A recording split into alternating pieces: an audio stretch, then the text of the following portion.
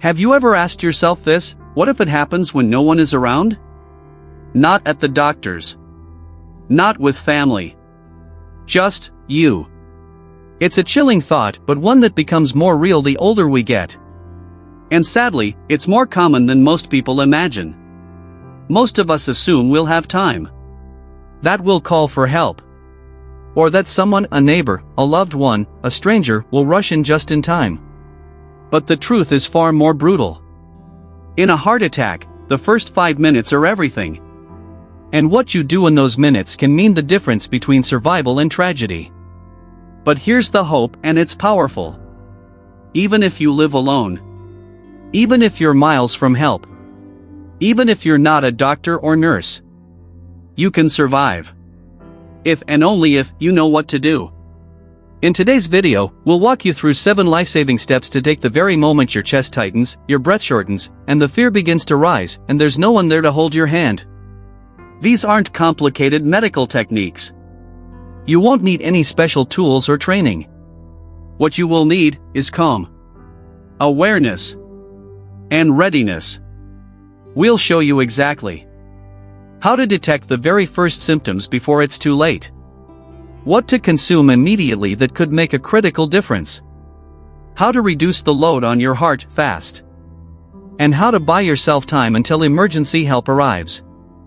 And maybe most important of all, we'll uncover the final steps that people always forget in a crisis. The very ones that, if remembered, could be the single reason you make it out alive. Let me share with you a powerful story. Gerald, a 76-year-old retired school principal, lived alone in a quiet cabin in Vermont.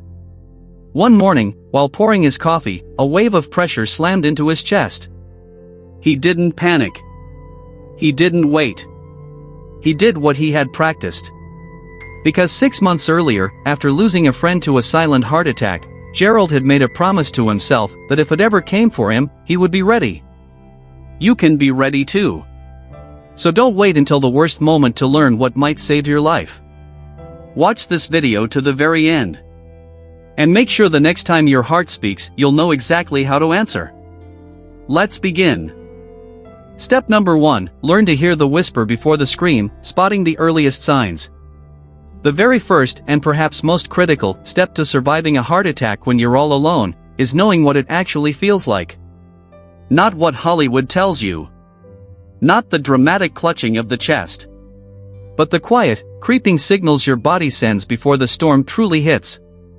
Here's the truth that most people miss. Heart attacks rarely start with a bang. They begin with a whisper, a strange discomfort, a pressure that's hard to describe. Sometimes, it's not even pain, it's a weight. Like something heavy sinking into the center of your chest, slow and relentless, as if concrete is being poured behind your ribs. And the most dangerous part? It can fade, and then return. You might think it's nothing. That it'll pass. But if it lasts more than a few minutes, or if it comes in waves, don't second-guess yourself. Shortness of breath, even without chest pain, is another red flag. You might feel winded, as if you've just climbed a flight of stairs, even while sitting still. Others experience pain radiating into the left arm, shoulder, neck, or jaw. Some feel dizzy, break into a cold sweat, or feel nauseated and weak. And for older adults, especially women, the sensation might not be in the chest at all. It could feel more like pressure in the back, or a heavy ache in the upper abdomen. Let's look at a real story. Franklin, a 74-year-old former railroad mechanic, was sitting at his kitchen table when he felt a strange tightening beneath his collarbone. It wasn't painful, more like heartburn. But then came the breathlessness, and the sweat. Something in his memory clicked. Months earlier, he'd read that not all heart attacks begin with searing pain. So he didn't wait. He moved. He acted. And that decision, made in the silence of his kitchen, likely saved his life.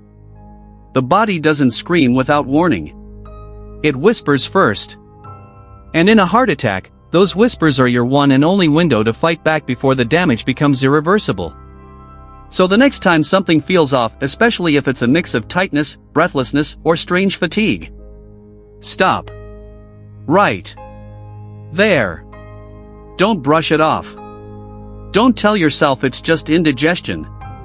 Listening to your body, truly listening, is the first and most powerful chance you have to survive. Take those early signs seriously. Your life may depend on it. Step number 2, don't wait. Call for help immediately. The moment you suspect a heart attack might be creeping in, don't second guess it. Don't wait. Don't hope it'll go away. And above all, don't try to drive yourself. Your next move must be clear and immediate. Call 911. Not in 5 minutes. Not after you see how you feel. Right now. This call isn't just a routine step, it's your lifeline. A heart attack isn't something you can tough out or push through. With each passing minute, your heart is being starved of oxygen. And the longer it waits, the more damage is done.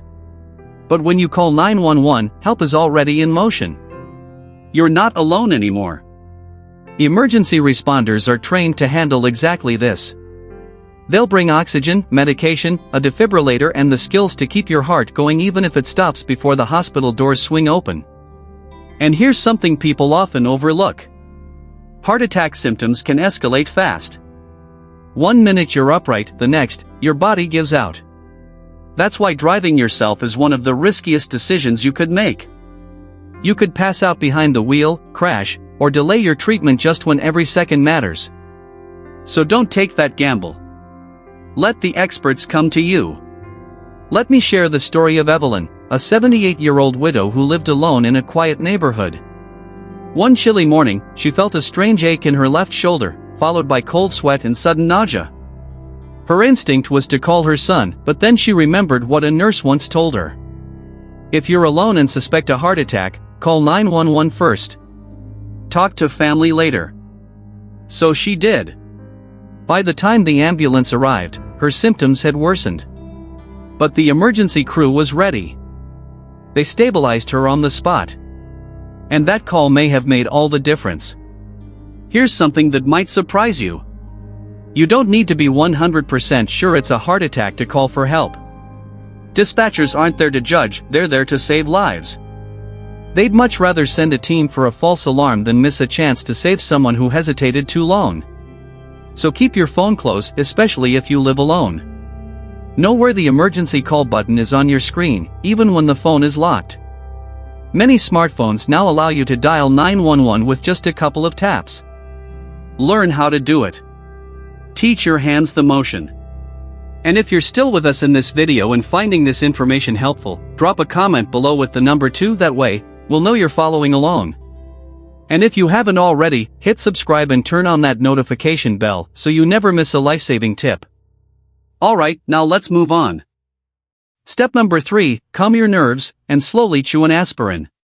After you've made the emergency call, there's one more powerful action you can take, and it's shockingly simple.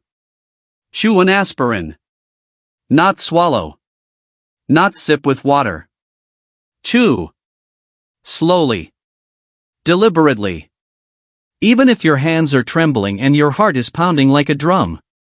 If you have a standard 325 mg aspirin nearby and you're not allergic to it or on blood thinners that would make it dangerous, this tiny act could make a massive difference in whether your heart survives the next 15 minutes. Here's why it works. Aspirin helps by thinning the blood. It slows down, or even halts, the formation of clots that may be blocking one of your coronary arteries. And that blockage?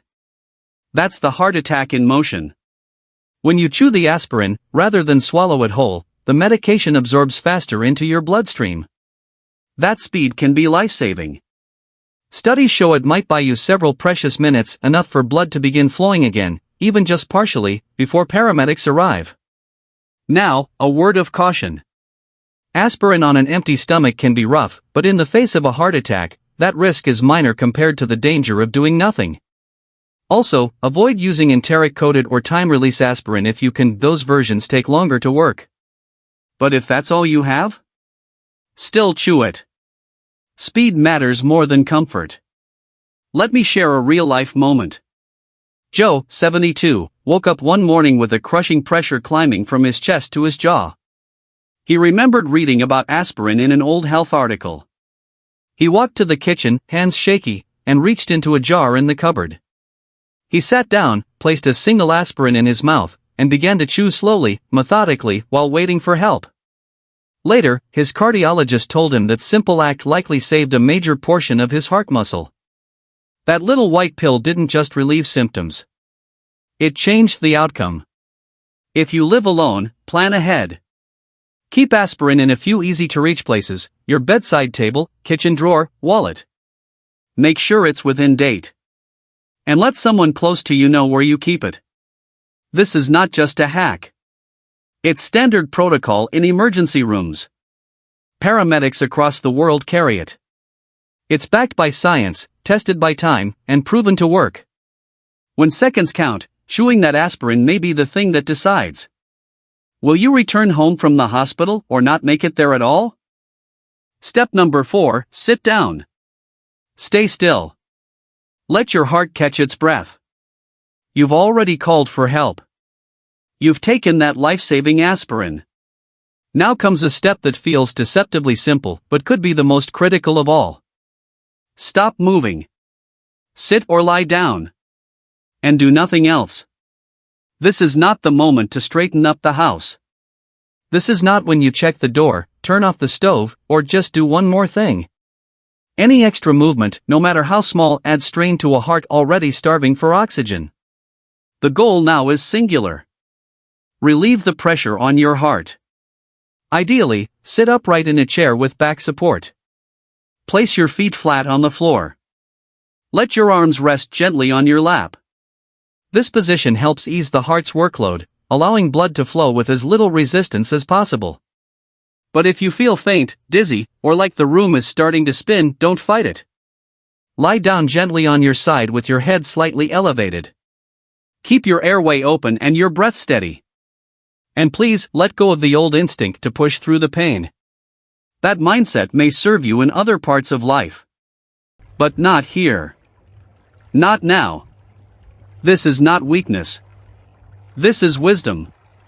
Many people feel embarrassed just sitting there, doing nothing, after calling emergency services. But let's be clear. Doing nothing in this moment is doing something vital. It's allowing your body to preserve oxygen. It's slowing your breathing. And it's giving your heart the stillness it needs to keep going just a little longer. Let me share a story with you. Alice, age 81, felt a growing pressure spreading across her chest one quiet afternoon. Her first instinct was to tidy the kitchen, make herself presentable, pull it together. But then she remembered what her doctor had once said. If you even think it might be your heart, sit down. Everything else can wait. And so she did. She eased into her favorite chair. Closed her eyes. And waited. That moment of stillness, she later learned, may have stopped her symptoms from escalating into full cardiac arrest. So the next time you feel that whisper of pressure, that strange breathlessness or dizzy wave, stop what you're doing. Immediately. Don't finish the task. Don't pace. Move only enough to get somewhere safe and then stay there. And here's a simple but often overlooked tip. If you're sitting on a chair without armrests or back support, don't let yourself slump forward. Keep your spine gently supported. Keep your airways open. The more relaxed, yet upright your posture, the less work your heart has to do. And if you're still with us in this video, and this information is helping, leave a 4 in the comments so we know you're still following along. And don't forget. Hit that subscribe button and turn on notifications so you won't miss future videos that just might one day save your life. Let's keep going. Step number 5, unlock the door before every second counts against you. If you still have the strength. After calling 911, taking aspirin, and sitting down to rest, there's one more quiet, powerful act you can do for yourself. Unlock the front door. It might sound like a tiny detail. But in an emergency, seconds are not just time, they are life. And a locked door, even one that takes just 30 seconds to breach, can delay help when your heart doesn't have a minute to spare. Yes, emergency teams are trained to break down doors. They can do it fast. But forced entry causes damage, risks injury, and in the chaos, may even frighten or disorient you further. When the door is already unlocked, they walk in calmly and start helping you instantly. No barrier. No delay. Just hands reaching out to save you. Let me tell you about Paul, age 76. He lived alone in a small apartment tucked inside a gated building. When the chest pressure hit, he didn't panic. He called 911. He chewed his aspirin. And in one slow, deliberate motion, he walked to the front door and unlocked it. Later, paramedics told him that small acts saved them at least 30 seconds. Seconds that could have been lost to pounding, breaking, or confusion. Paul would later say, "I never thought that unlocking my door could be what made the difference. But it just might have been." If you live alone, especially in a building with controlled access or hard-to-spot addresses, plan ahead. Ask yourself now, not later. Is my door easy to unlock from inside? Can first responders find my unit quickly? Do I have a spare key someone nearby can use? Should I consider a smart lock or a medical lockbox? These questions feel small until the moment they become everything. Now, listen carefully. If walking to the door puts you at risk of collapsing, don't do it. Your safety is still the top priority. Sit down, focus on breathing, and wait. But if the door is nearby, and you feel steady enough to move safely, go now. Unlock it. Then return and rest. Consider installing smart locks with remote access, or a secure outdoor key box if mobility is a concern. That preparation, though simple, sends a clear message to those rushing to your aid. I'm ready. I've done my part. Now, I trust you to do yours. Step number 6. Let your phone speak for you. Use speaker mode and medical ID. In the midst of a heart attack, while you're waiting alone, your phone becomes more than a device. It becomes your lifeline. And one of the smartest things you can do in those fragile minutes? Turn on speaker mode. Let your phone sit beside you. Let your voice be heard, without needing your hands, without pressing it to your face. Because in those moments, even the simple act of holding a phone to your ear can strain your breathing. With speaker mode, you can focus entirely on surviving, breathing steadily, staying conscious, and keeping calm. It does more than just help you breathe easier. It helps the emergency operator hear more clearly, not just your voice, but the sound of your breathing, your background noise, your condition. If your voice fades, they'll still hear. If you weaken, they'll still be connected. And there's another quiet hero on your phone, one that could save your life even if you can't speak at all. It's called your emergency medical ID. Modern smartphones, iPhone, Android, now come equipped with this feature. It stores vital details. Your name, age, chronic conditions, medications, allergies, and emergency contacts. And here's the powerful part. It can be accessed even if your screen is locked. If you pass out before help arrives, the responders can still see what they need instantly. It could mean the difference between helpful treatment and harmful assumptions. Take the story of Susan, age 79. She collapsed just minutes before the ambulance arrived. But her phone had her emergency profile already set up. The team saw she had diabetes and that she was allergic to penicillin. Because of that, they adjusted her treatment on the spot and avoided a mistake that could have made everything worse. They even called her daughter using the emergency contact stored in her phone. Setting this up takes less than 5 minutes. But its impact can last a lifetime. So don't wait. Open your phone. Fill in your name, age, major health conditions, allergies, medications, and 1 to 2 emergency numbers. This tool isn't just for the tech-savvy. It's for anyone who might, one day, need help when they can't speak for themselves. And when those early symptoms hit, turn on speaker. Stay connected. Let the calm voice on the other end guide you through the fear. Because if something happens before the paramedics arrive, your phone may be the one doing the talking when you no longer can. If you're still with us in this video and finding these insights helpful, leave a 6 in the comments so we know you're still following along. And if you haven't yet, tap subscribe and turn on notifications so you never miss another life-saving message. Now, let's continue. Step number 7, slow your breathing so your heart can hold on. In the middle of a heart attack, panic comes naturally. Your chest tightens. Your thoughts spiral. Every second feels heavier than the last. But in that chaos, you still have one powerful tool left. Your breath. No machines. No medication. Just air. And the quiet rhythm of life that's still with you. This isn't about curing a heart attack. It's about giving your body just enough calm to avoid crashing into full shock while you wait for help. Because the more you panic, the faster your heart beats. And when your heart is already in distress, that's a risk you simply cannot afford. But slowing your breath? That, you can do. And it might just make the difference. You don't need fancy breathing techniques. Just try this. Inhale gently through your nose for 4 seconds. Hold that breath for a moment. Then exhale slowly through your mouth for 6 seconds. Repeat. And repeat again. Let this rhythm anchor you. Let it pull you back from the edge. Every breath like a lifeline, keeping your body just steady enough for a little while longer. Let me tell you about Frank, age 83. When the pain hit, he described it as drowning, not just in pressure, but in fear. But then he remembered a breathing technique his doctor once showed him during a checkup. He stayed completely still. Focused only on the rise and fall of each breath. And most importantly, he let go of panic. By the time help arrived, his heart was struggling, but it was still beating. All I kept telling myself was, stay calm. Stay alive, he said later. And that made all the difference. You can practice this breathing anytime. While resting. When you're anxious. Even while watching TV. Make it a habit.